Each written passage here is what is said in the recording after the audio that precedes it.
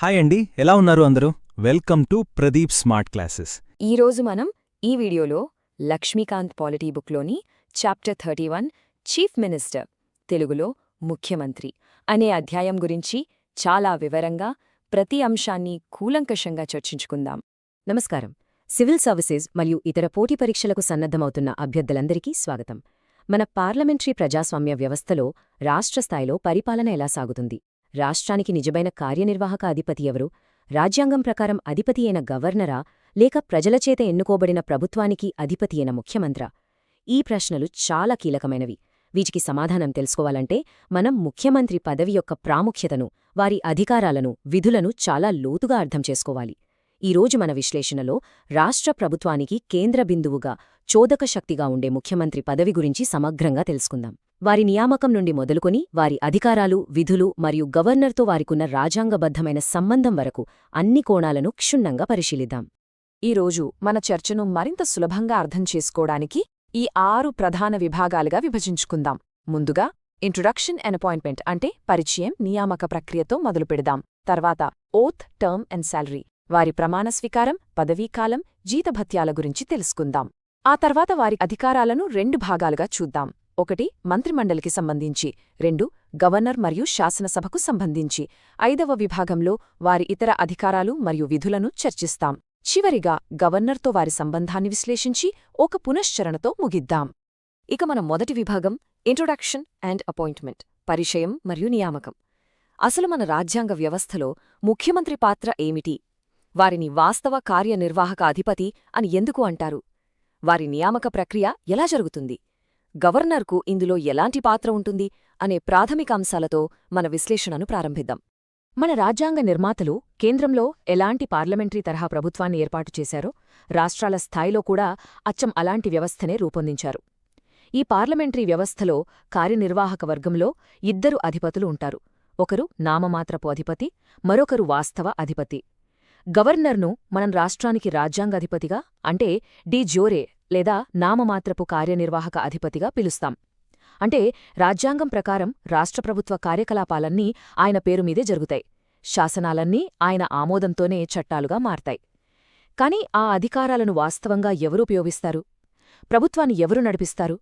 ఆ వ్యక్తే ముఖ్యమంత్రి. అందుకే వారిని ప్రభుత్వానికి అధిపతిగా అంటే డీ ఫ్యాక్టో లేదా వాస్తవ కార్యనిర్వాహకాధిపతిగా పరిగణిస్తాం. దీన్ని సులభంగా చెప్పాలంటే కేంద్రంలో ప్రధానమంత్రికి ఎలాంటి కీలకమైన, వాస్తవమైన అధికారాలుంటాయో రాష్ట్రంలో ముఖ్యమంత్రికి కూడా సరిగ్గా అలాంటి అధికారాలే ఉంటాయి. ఇక నియామక ప్రక్రియను పరిశీలిస్తే మన రాజ్యాంగంలోని ఆర్టికల్ 164(1) చాలా సూటిగా, స్పష్టంగా ముఖ్యమంత్రిని గవర్నర్ నియమిస్తారు అని చెబుతుంది. అయితే ఈ వాక్యాన్ని మనం పైపైన అర్థం చేసుకోకూడదు. దీని అర్థం గవర్నర్ తన ఇష్టానుసారం ఎవరినైనా ముఖ్యమంత్రిగా నియమించవచ్చని కాదు. మనది పార్లమెంటరీ వ్యవస్థ కాబట్టి ఇక్కడ కొన్ని సంప్రదాయాలు, ఆచారాలు రాజ్యాంగం అంతటి ప్రాముఖ్యతను కలిగి ఉంటాయి. ఆ రాజ్యాంగబద్ధమైన సంప్రదాయం కాన్స్టిట్యూషనల్ కన్వెన్షన్ ప్రకారం రాష్ట్ర శాసనసభకు జరిగిన ఎన్నికల తర్వాత ఏ పార్టీ లేదా కూటమి అయితే స్పష్టమైన మెజారిటీని అంటే సగానికంటే ఎక్కువ స్థానాలను గెలుచుకుంటుందో ఆ పార్టీ లేదా కూటమి నాయకుడినే గవర్నర్ ముఖ్యమంత్రిగా నియమించి ప్రభుత్వాన్ని ఏర్పాటు చేయమని ఆహ్వానించాల్సి ఉంటుంది. ఇది తప్పనిసరి. అయితే కొన్ని అసాధారణమైన, సంక్లిష్టమైన పరిస్థితులలో గవర్నర్ తన వ్యక్తిగత విచక్షణాధికారాన్ని, పర్సనల్ డిస్క్రిషన్ ఉపయోగించాల్సి వస్తుంది. ఇక్కడే గవర్నర్ పదవి యొక్క ప్రాముఖ్యత, రాజ్యాంగపరమైన బాధ్యత మనకు స్పష్టంగా కనిపిస్తుంది. ప్రధానంగా అలాంటివి 2 సందర్భాలున్నాయి. మొదటిది శాసనసభ ఎన్నికల ఫలితాల తర్వాత ఏ ఒక్క పార్టీకి లేదా కూటమికి కూడా సంపూర్ణ మెజారిటీ రానప్పుడు, అంటే హంగ్ అసెంబ్లీ ఏర్పడినప్పుడు. ఆ సమయంలో ఏ నాయకుడు సభలో మెజారిటీని నిరూపించుకోగల సామర్థ్యం కలిగి ఉన్నాడో గవర్నర్ తన విచక్షణతో అంచనావేసి వారిని ప్రభుత్వ ఏర్పాటుకు ఆహ్వానించవచ్చు. ఇది చాలా సున్నితమైన నిర్ణయం. ఇక 2వ సందర్భం పదవిలో ఉన్న ముఖ్యమంత్రి అకస్మాత్తుగా మరణించినప్పుడు మరియు వారి పార్టీలో వారి తర్వాత ఆ పదవిని చేపట్టడానికి స్పష్టమైన వారసుడు లేనప్పుడు. ఇలాంటి క్లిష్టమైన రాజకీయ పరిస్థితులలో గవర్నర్ తన వివేకంతో ఒకరిని ముఖ్యమంత్రిగా నియమించి తర్వాత మెజారిటీని నిరూపించుకోమని కోరవచ్చు. హంగ్ అసెంబ్లీ లాంటి అనిశ్చిత రాజకీయ పరిస్థితులలో గవర్నర్లు తమ విచక్షణాధికారాన్ని నిష్పక్షపాతంగా, పారదర్శకంగా ఎలా ఉపయోగించాలనే దానిపై మార్గనిర్దేశం చేసేందుకు కేంద్ర రాష్ట్ర సంబంధాలపై ఏర్పాటైన సర్కారియా కమిషన్ కొన్ని కీలకమైన సిఫార్సులు చేసింది. ఈ సిఫార్సుల ప్రకారం గవర్నర్ ప్రభుత్వ ఏర్పాటుకు పార్టీలను లేదా కూటములను ఆహ్వానించేటప్పుడు ఒక నిర్దిష్టమైన ప్రాధాన్యతా క్రమాన్ని పాటించాలి. మీరు ఈ స్లైడ్లో చూస్తున్నట్టుగా మొట్టమొదటగా ఎన్నికలకు ముందే ఏర్పడిన కూటమికి అవకాశమివ్వాలి. అది సాధ్యంగాకపోతే రెండవ ప్రాధాన్యతగా ఎన్నికలలో అత్యధిక స్థానాలు గెలుచుకున్న ఏకైక అతిపెద్ద పార్టీని పిలిచి ఇతరుల మద్దతుతో ప్రభుత్వాన్ని ఏర్పాటు చేయగలరా అని అడగాలి. మూడవదిగా ఎన్నికల ఫలితాలు వచ్చిన తర్వాత ఏర్పడిన కూటమికే అవకాశమివ్వాలి. చివరగా కొన్ని పార్టీలు ప్రభుత్వంలో చేరి మరికొన్ని బయటినుంచి మద్దతు ఇచ్చే ఏర్పాటుకు కూడా అవకాశం కల్పించవచ్చు. ఈ క్రమాన్ని పాటించడం ద్వారా నియామక ప్రక్రియలో పక్షపాతానికి తావులేకుండా నిష్పక్షికతను కాపాడవచ్చు. ఈ సందర్భంలో ఒక చాలా ఆసక్తికరమైన మరియు తరచుగా అడిగే ప్రశ్న తలెత్తుతుంది. అసలు శాసనసభలో అంటే విధానసభలోగాని విధాన పరిషత్లోగాని సభ్యుడు కాని వ్యక్తిని ముఖ్యమంత్రిగా నియమించవచ్చా? దీనికి సమాధానం అవును, ఖచ్చితంగా నియమించవచ్చు. మన రాజ్యాంగం దీనికి అనుమతిస్తుంది. అయితే దీనికి ఒక చాలా ముఖ్యమైన షరతుంది. అలా ముఖ్యమంత్రిగా నియమితులైన వ్యక్తి పదవి చేపట్టిన నాటి నుండి 6 నెలల లోపు రాష్ట్ర శాసనసభలోని ఏదైనా ఒక సభకు ఎన్నిక కావాలి. ఒకవేళ ఈ 6 నెలల గడువులోగా వారు సభ్యుడిగా ఎన్నిక కాలేకపోతే వారి ముఖ్యమంత్రి పదవి వాటంతటదే రద్దయిపోతుంది. కాబట్టి మనం గుర్తుంచుకోవలసిన కీలక అంశం ఏమిటంటే, ముఖ్యమంత్రిగా పదవిని చేపట్టేటప్పుడు శాసనసభ సభ్యత్వం తప్పనిసరి కాదు. కాని పదవిలో కొనసాగాలంటే మాత్రం 6 నెలల్లో సభ్యత్వం పొందడం తప్పనిసరి. ముఖ్యమంత్రి నియామక ప్రక్రియ గురించి వివరంగా అర్థం చేసుకున్నాం కదా. ఇప్పుడు మన రెండవ విభాగంలోకి అడుగుపెడదాం. ఓత్, టర్మ్ అండ్ శాలరీ అంటే ప్రమాణం, పదవీకాలం మరియు జీతభత్యాలు. ముఖ్యమంత్రిగా నియమితులైన తర్వాత వారు ఏ ప్రమాణాలు చేస్తారు? వారి పదవీకాలం ఎంతకాలముంటుంది? దానికి రాజ్యాంగపరమైన భద్రత ఉందా? వారి జీతభత్యాలను ఎవరు, ఎలా నిర్ణయిస్తారు? వంటి విషయాలను ఇప్పుడు వివరంగా చూద్దాం. ముఖ్యమంత్రిగా నియమితులైన తర్వాత పదవీ బాధ్యతలు చేపట్టే ముందు వారు గవర్నర్ సమక్షంలో పదవీ ప్రమాణం చేయాలి. రాజ్యాంగంలోని 3వ షెడ్యూల్లో ఈ ప్రమాణం యొక్క నమూనా ఉంటుంది. ఇందులో ప్రధానంగా 4 అంశాలుంటాయి. 1. భారత రాజ్యాంగం పట్ల నిజమైన విశ్వాసం మరియు విధేయత చూపుతానని, అంటే వారి పరిపాలన పూర్తిగా రాజ్యాంగ పరిధికి లోబడి ఉంటుందని దీని అర్థం. 2. భారతదేశ సార్వభౌమాధికారాన్ని మరియు సమగ్రతను కాపాడతానని, ఇది దేశ ఐక్యతకు వారి నిబద్ధతను తెలియజేస్తుంది. 3. తన విధులను శ్రద్ధతో, మనస్సాక్షితో, నిజాయితీగా నిర్వర్తిస్తానని. మరియు అత్యంత ముఖ్యమైనది 4వది, భయం లేదా పక్షపాతం, రాగద్వేషాలు లేకుండా ప్రజలందరికీ సమానంగా న్యాయం చేస్తానని ప్రమాణం చేస్తారు. పదవీ ప్రమాణంతో పాటు ముఖ్యమంత్రి మరియు ఇతర మంత్రులు గోప్యతా ప్రమాణం, ఓత్ ఆఫ్ సీక్రసీ కూడా చేయాల్సుంటుంది. దీని ప్రకారం ప్రభుత్వ మంత్రిగా తన దృష్టికి వచ్చిన ఏ విషయాన్ని అయినా సరే, అది ఎంత చిన్నదైనా పెద్దదైనా, తన విధి నిర్వహణకు అవసరమైతే తప్ప మరే ఇతర వ్యక్తికి ప్రత్యక్షంగాగాని పరోక్షంగాగాని తెలియజేయనని వారు ప్రమాణం చేస్తారు. ప్రభుత్వ కార్యకలాపాల యొక్క గోప్యతను, పవిత్రతను కాపాడటం దీని ముఖ్య ఉద్దేశ్యం. మంత్రిమండలి సమావేశాల్లో తీసుకునే సున్నితమైన నిర్ణయాలు, విధానపరమైన చర్చలు బయటకు పొక్కకుండా చూడటం దీని వెనుక ఉన్న ప్రధాన ఆంతర్యం. సరే, ముఖ్యమంత్రి పదవీకాలం ఎంత? 5 ఏళ్ల? చాలా మందికుండే అపోహ ఇది. కాని రాజ్యాంగం ప్రకారం ముఖ్యమంత్రి పదవీకాలాన్ని నిర్దిష్టంగా ఎక్కడా నిర్ణయించలేదు. రాజ్యాంగంలో ముఖ్యమంత్రి గవర్నర్ యొక్క అభీష్టం మేరకు పదవీలో కొనసాగుతారు, holds office during the pleasure of the governor అని మాత్రమే పేర్కొనబడింది. అయితే గవర్నర్ అభీష్టం అనే పదాన్ని మనం అక్షరలా తీసుకోకూడదు. గవర్నర్ తన వ్యక్తిగత ఇష్టాయిష్టాల ప్రకారం ఎప్పుడైనా ముఖ్యమంత్రిని తొలగించవచ్చని దీని అర్థం కాదు. భారత రాజకీయ రాజ్యాంగ చరిత్రలో ఒక మైలురాయిగా నిలిచిన ఎస్.ఆర్. బొమ్మాయి కేస్ 1994లో సుప్రీంకోర్టు దీనిపై ఒక చారిత్రాత్మక తీర్పు ఇచ్చింది. ఈ తీర్పు ప్రకారం శాసనసభలో మెజారిటీ ఉన్నంతకాలం ముఖ్యమంత్రిని తొలగించే అధికారం గవర్నర్కు లేదు. ఆయన అభీష్టమనేది శాసనసభ విశ్వాసంపై ఆధారపడి ఉంటుంది. ఎప్పుడైతే ముఖ్యమంత్రి సభలో విశ్వాసాన్ని కోల్పోతారో అప్పుడు వారు స్వయంగా రాజీనామా చేయాలి. లేదంటే అప్పుడు మాత్రమే గవర్నర్ వారిని పదవి నుండి తొలగించగలరు. కాబట్టి ముఖ్యమంత్రి పదవీకాలం శాసనసభలోని మెజారిటీపై ఆధారపడి ఉంటుంది, కాని అది స్థిరమైనది కాదు. ఇక ఇప్పుడు మనం అత్యంత కీలకమైన 3వ విభాగానికొస్తున్నాం. Powers in relation to council of ministers, మంత్రిమండలికి సంబంధించి ముఖ్యమంత్రికుండే అధికారాలు.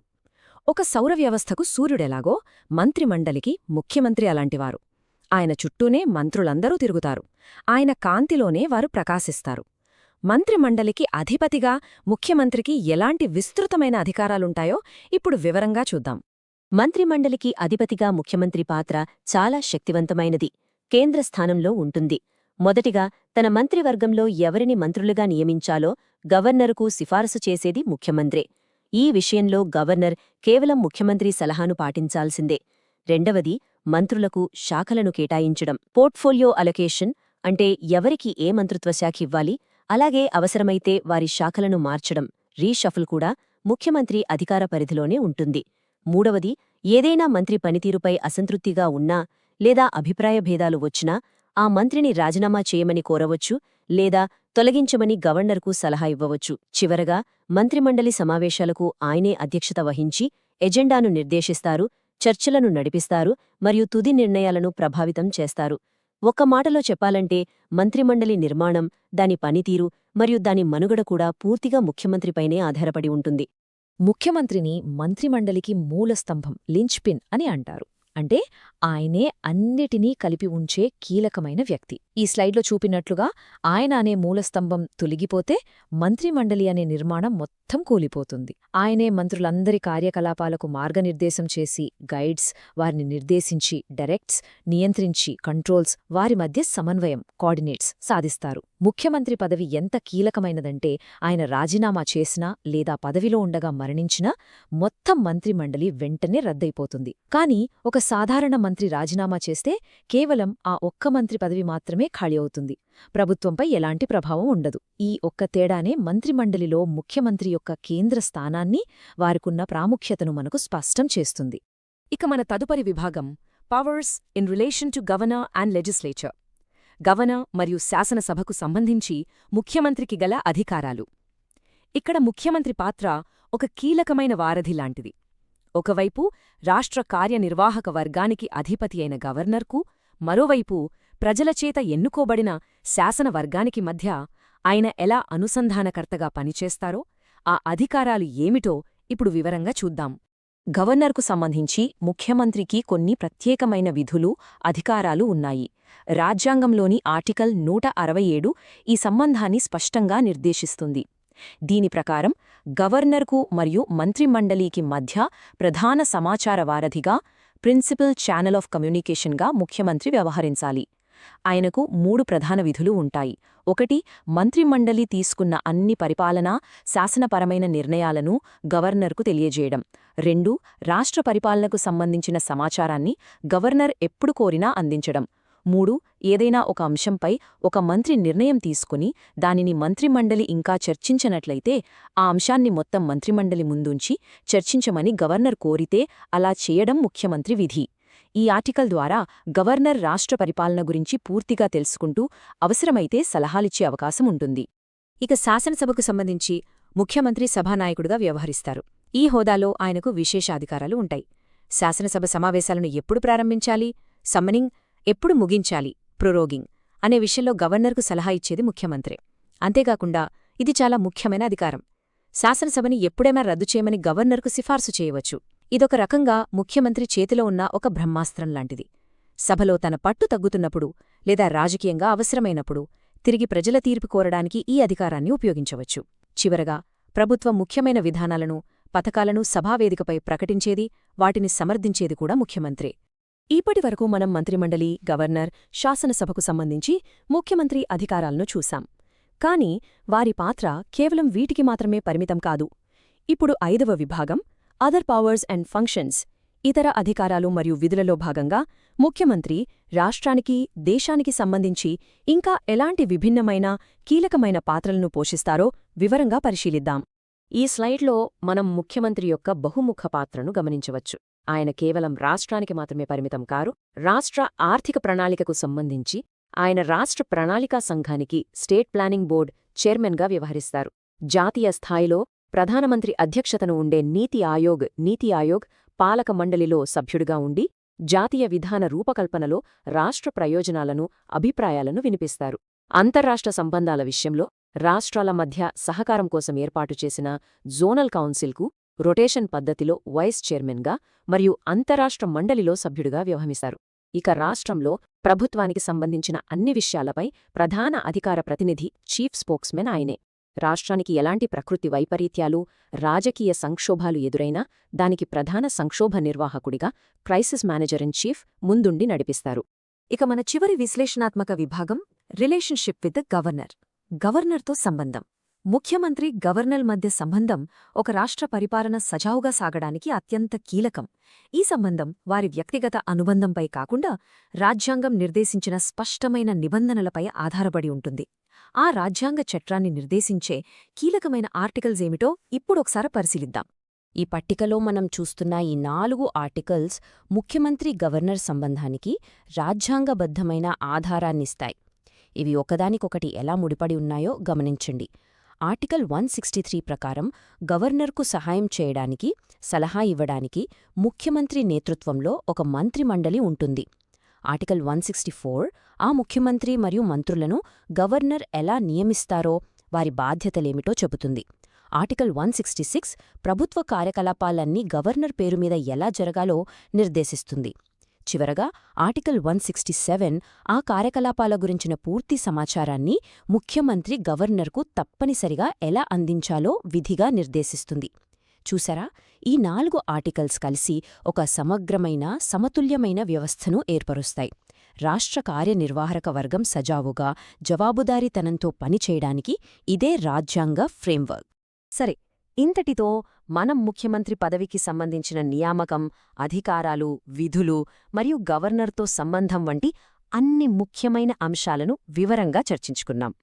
ఇప్పుడు ఈ సుదీర్ఘ విశ్లేషణలోని అత్యంత కీలకమైన అంశాలను, పరీక్షల కోణంలో గుర్తుంచుకోవాల్సిన ముఖ్యాంశాలను మరోసారి సింహావలోకనం చేసుకుందాం. కాబట్టి ఈ విశ్లేషణ నుండి మనం గ్రహించాల్సిన ముఖ్యాంశాలు ఇవి. 1. ముఖ్యమంత్రి రాష్ట్ర ప్రభుత్వానికి నామమాత్రపు అధిపతి కాదు, వాస్తవ డీఫాక్టో కార్యనిర్వాహక అధిపతి.